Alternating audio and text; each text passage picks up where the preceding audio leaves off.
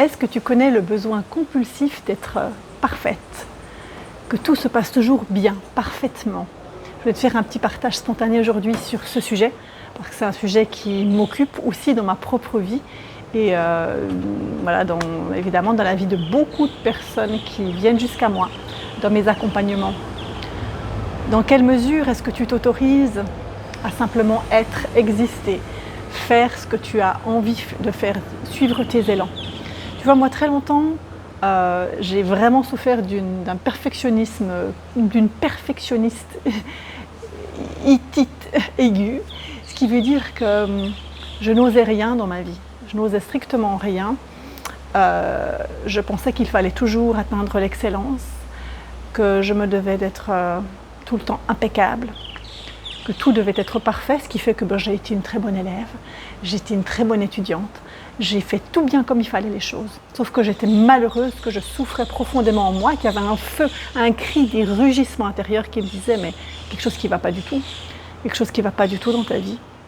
Et j'ai mis du temps à en guérir très lentement, très gentiment. Ça fait partie de tout ce cheminement de guérison subtile que je transmets aujourd'hui et que j'ai évidemment travaillé et traversé.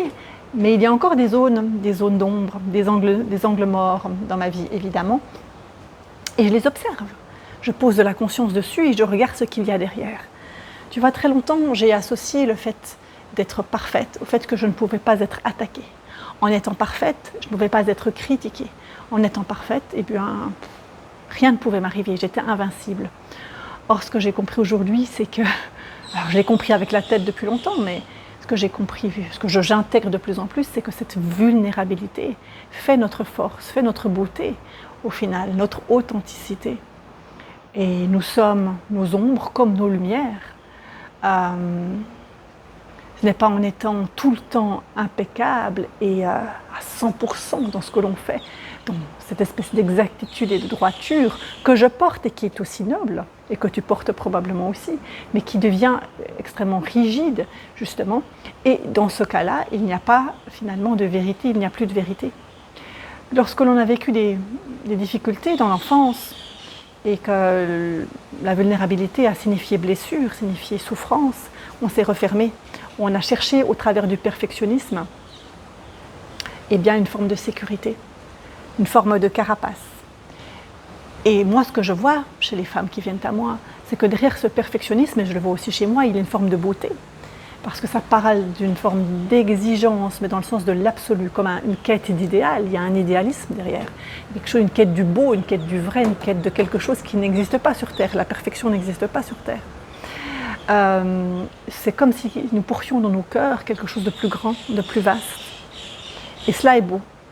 Mais au-delà de ça, la manière dont nous allons l'exprimer dans notre vie incarnée, dans ce perfectionnisme, cette façon du coup de ne pas oser dire, de ne pas oser faire, dans toutes les situations de la vie, que ce soit professionnelle, relationnelle, sociale, dans toutes les dimensions de nos vies, eh bien cela va nous bloquer. Cela va générer quoi?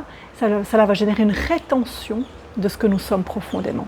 Parce que c'est dans notre humanité, c'est dans ce que nous partageons, dans nos forces, mais aussi dans nos faiblesses ou nos fragilités, finalement, que nous sommes beaux, que nous sommes vrais, que nous nous mettons à nu. Et moi, j'adore ces mises à nu. Alors, c'est mon chemin, ce chemin de me mettre à nu.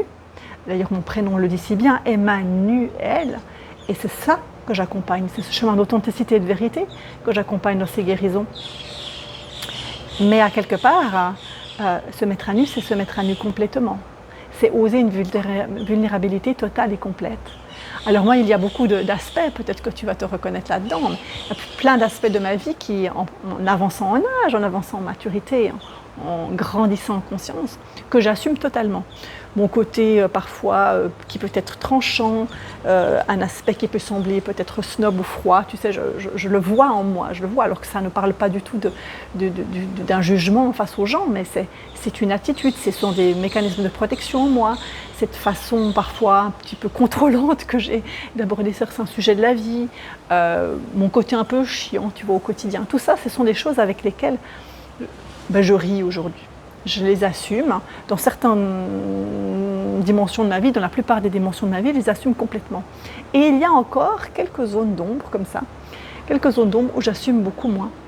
parce que j'ai envie de bien faire, parce que la petite fille en moi, la petite fille sage, qui avait des bonnes notes, eh bien, a envie de revenir, alors qu'au fond de moi, peut-être comme toi, probablement comme toi, je suis une rebelle, je suis une marginale, pas en apparence, mais à l'intérieur, marginale dans le bon sens du terme, c'est-à-dire avec une saine folie, avec une véritable contribution au monde qui est propre, qui est unique. Et je ne parle pas que du professionnel, je parle de la vibration de la fréquence.